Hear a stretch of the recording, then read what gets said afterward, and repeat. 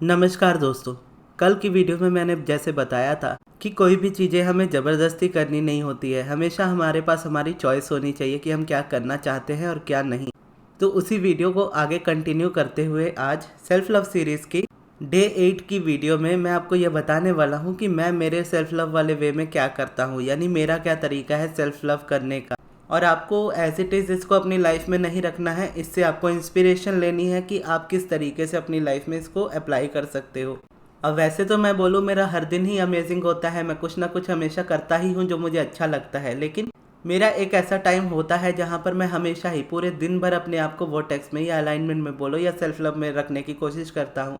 और उस दिन को मैं अपना नाम देता हूँ वर्टेक्स डे। ये मैंने एक फॉरेन के किसी यूट्यूबर के चैनल पे देखा था, उनका नाम है एंड्रिया शुलमैन।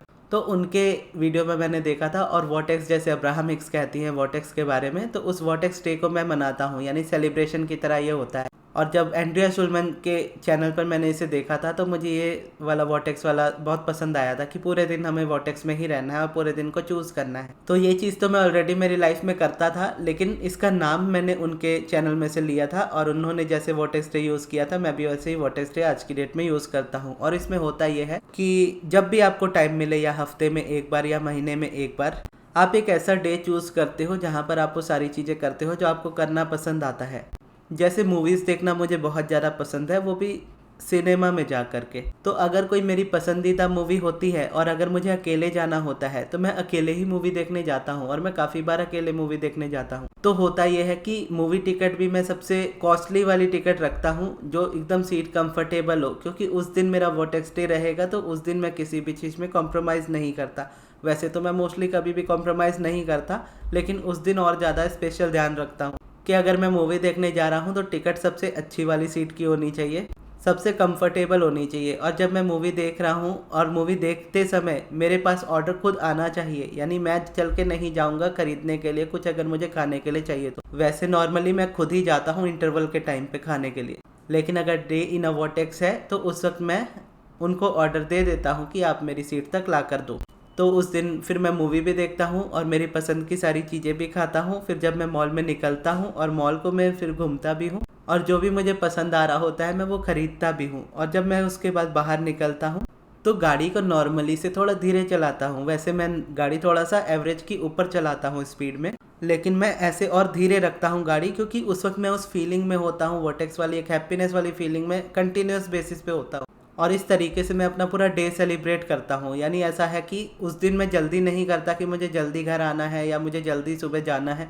मैं आराम आराम से सारी चीज़ें करता हूँ, क्योंकि माइंड जितना रिलैक्स होता है आपका, आप उतना ज़्यादा अच्छा फील करते हो। और अच्छा फील करना ही देखोगे तो एक्चुअल में एक तरीके से सेल्फ लव होता है, क्योंकि जब आप सेल्फ लव में होते हो आप खुश होते हो, तो खुशी वाली फीलिंग को पहले देखा जाता है और अपनी खुशी के लिए सारी चीज़ें की जाती है। तो ये मेरा डे इन अ वर्टेक्स हो जाता है। और इसी तरीके से एक और चीज़ हो जाती है जहाँ पर 3-4 दिन लगातार होते हैं मेरे वर्टेक्स डे के, और वो होता है मेरा ट्रैवल वाला, ट्रिप वाला फेज़। कि अगर मुझे कहीं मन है जाने का, मोस्टली तो मैं पूरी जाना ही पसंद करता हूँ। अगर उसके अलावा भी मैं कहीं जाऊँ या पूरी ही जाऊँ, मेरा माइंडसेट यही रहता है कि मैं अपने काम को अपने घर पे ही छोड़ कर जाऊँ।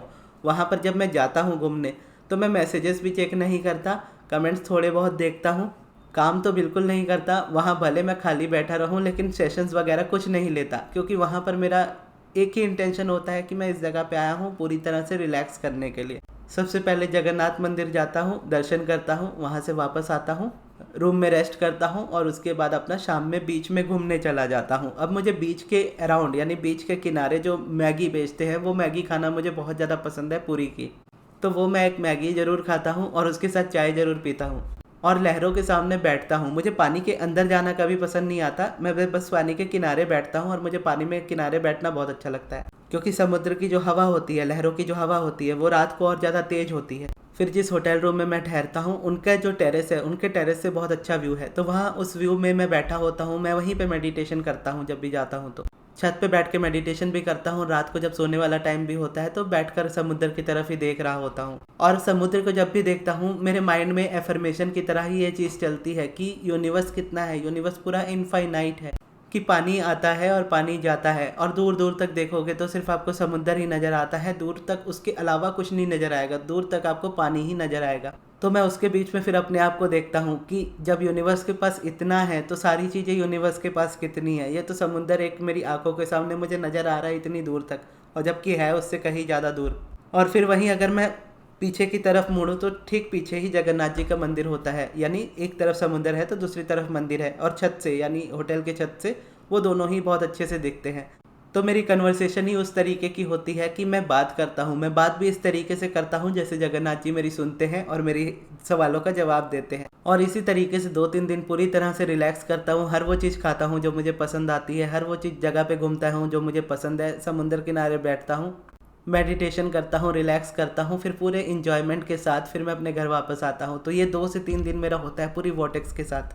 और मेरी जो वाइब्रेशन का लेवल होता है वो इतना ज़्यादा बढ़ चुका होता है कि जिसका मेरे पास बोलने में शब्द नहीं होते कि हाँ मेरी वाइब्रेशन कितनी स्ट्रांग है इस वक्त। तो इस तरीके से a day in a vortex आप सभी का होना चाहिए। हर किसी की चॉइस अपने अकॉर्डिंग डिफरेंट होती है। हो सकता है किसी को ट्रैवल करना उतना पसंद ही ना हो, या हो सकता है कि इस वक्त की सिचुएशन उनको ट्रैवलिंग अलाउ ही ना करे। लेकिन हर इंसान की लाइफ में ऐसी चीज़ें ज़रूर होती है जो उनको इन्जॉयमेंट ज़रूर देती है, जैसे फ्रेंड्स के साथ घूमना हो, या शॉपिंग करना हो, लॉन्ग ड्राइव पे जाना हो, या अपने अराउंड के सारे टेम्पल्स या मंदिरों को विज़िट करना हो।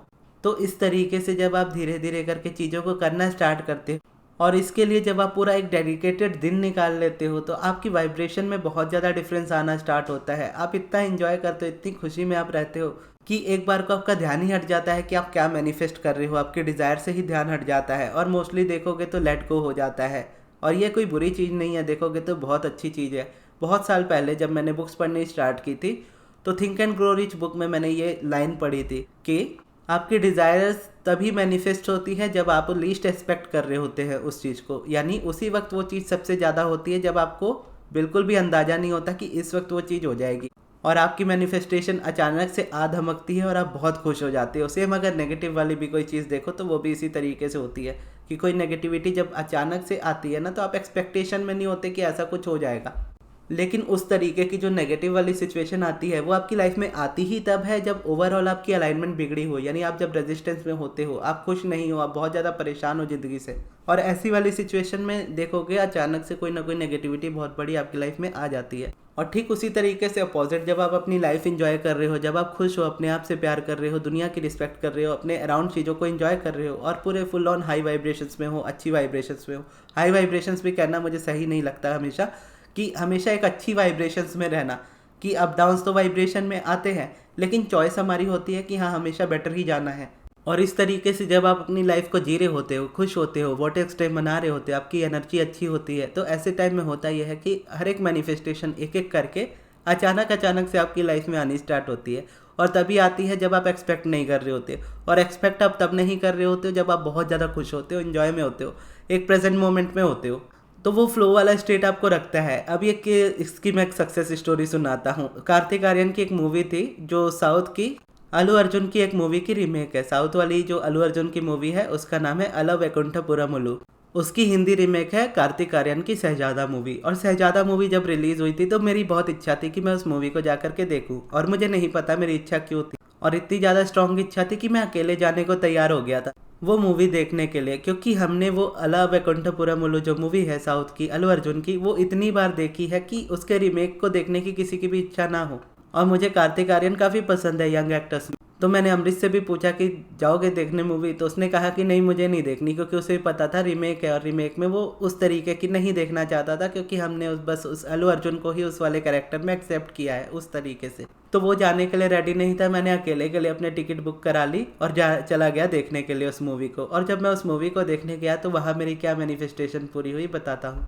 सबसे पहले तो मेरा यूट्यूब जब चैनल मोनेटाइज हुआ था, तो मोनेटाइजेशन होने के बाद से सारी चीज़ें मेरी हो चुकी थी, मोनेटाइजेशन का सारी चीज़ें हो चुकी थी। बस एक चीज़ नहीं हो रही थी, जो मेरा था बैंक वाला सिचुएशन, यानी बैंक लिंक नहीं हो पा रहा था, क्योंकि वहाँ से जो कोड आता है वो नहीं आया था। और मैं जब भी अपने यूट्यूब स्टूडियो का ऐप ओपन करता था तो मुझे हमेशा नज़र आता था कि मेरे इतने डॉलर्स बन चुके हैं जो मुझे मिलने चाहिए, लेकिन क्योंकि अब मेरा बैंक वेरीफाइड नहीं था तो मुझे नहीं मिलते थे। तो जब भी मैं ओपन करता था मुझे रेजिस्टेंस आता था। और ऐसा है कि फ़ोन आपके हाथ में हमेशा रहता है, और मैं भी कमेंट्स के रिप्लाई शुरू से करता आया हूँ। तो ऐसे में क्या है, मैं बार बार ओपन करता था, बार बार मुझे वो नज़र आता था कि पैसे हैं, लेकिन मेरे पास आए नहीं है। तो ऐसे क्या होता था, बार बार ध्यान जाने की वजह से रेजिस्टेंस बहुत ज़्यादा क्रिएट होता था। और वो नेगेटिव वाला मोमेंटम स्टार्ट हो जाता था। उससे क्या होता था कि वो वापस से वही सिचुएशन हो रही होती थी। हर कोशिश करके देखता था, नहीं होता था। फिर जब मैं उस दिन वो शहजादा मूवी देखने गया और जब अकेले गया, तो मैं जब भी जाता हूँ मूवी देखने तो फ़ोटोज़ खींच के अपने स्टेटस पे ज़रूर लगाता हूँ। तो ऐसे में जब मैं वहाँ पे गया देखने मूवी, तो वहाँ पे नेट काम नहीं कर रहा था, शायद मौसम की वजह से। मुझे अच्छे से याद भी नहीं है कि मौसम कैसा था उस वक्त। बस इतना याद है कि हॉल के अंदर मैं था और वहाँ पर नेटवर्क नहीं आ रहा था बिल्कुल भी। और मूवी भी 2-2.5 घंटे से ऊपर की ही होती है। तो उस 2-2.5 घंटे में, जैसा मैं कहता हूँ कि वो टेक्स्ट डे मैं सेलिब्रेट कर रहा था उस दिन अपना, कि मूवी देख रहा था और सारी चीज़ों को एंजॉय कर रहा था। तो जब नेट नहीं चल रहा था तो मैंने नेट पे उतना ध्यान भी नहीं दिया। मैंने बस फ़ोटोज़ खींच के रख ली कि जाते समय मैं इसको लगा लूँगा, जब यहाँ से निकलूँगा, जब नेटवर्क आएगा तब मैं फ़ोटोज़ लगा लूँगा। मैंने मूवी देखी, मुझे अच्छा लगा, मैंने अपना टाइम एंजॉय किया अच्छे से। और जब मैं वहाँ से निकला तो मेरे मन में अचानक से कोई चीज़ आई कि मैंने ये सेटिंग, कुछ न्यू वाली सेटिंग आई थी उस समय, यूएस सर्टिफिकेट करके कुछ आया था, तो उसको मैंने एक्टिवेट नहीं किया था। तो घर आके मैंने सबसे पहले उसका फॉर्म भरा और उसको फिल किया और उसको सेंड किया। और उसको करते ही देखा कि मेरा वो कोड आ गया और नेक्स्ट मंथ से ही मेरे पास वो पेमेंट यूट्यूब की आने लगी हर मंथ। तो यहाँ पर मैं यही आपको बताना चाह रहा हूँ कि उस जगह पर मैं इतनी मूवीज़ को जब इंजॉय कर रहा था, इस मूवी को जब मैं इंजॉय कर रहा था और अकेले ही देखो मुझे इंस्पिरेशन मिली थी कि मुझे ये मूवी देखने तो जानी है। मैंने अपना टाइम भी अच्छे से इंजॉय किया, मेरा माइंड उस चीज़ से हटा रहा, उस 2.5 घंटे तक हटा रहा। और इसीलिए हटा रहा क्योंकि वहाँ पे नेटवर्क नहीं था। अगर नेटवर्क होता तो मैं वापस से अपना फ़ोन देखता और फ़ोन में मुझे वापस से वो दिखता, वापस रेजिस्टेंस आता। तो 2-2.5 घंटे मेरा फुल मोड इंजॉय में था और उस चीज़ पे ध्यान ही नहीं गया। और जब वहाँ से निकला तो इमिडिएटली ये चीज़ याद आ गई, क्योंकि उस फेज़ में ये चीज़ें क्लियर थी। अब क्लियर थी तो इमिडिएटली इम्पल्स आई, मैंने आके उसको इमिडिएटली एक्ट किया।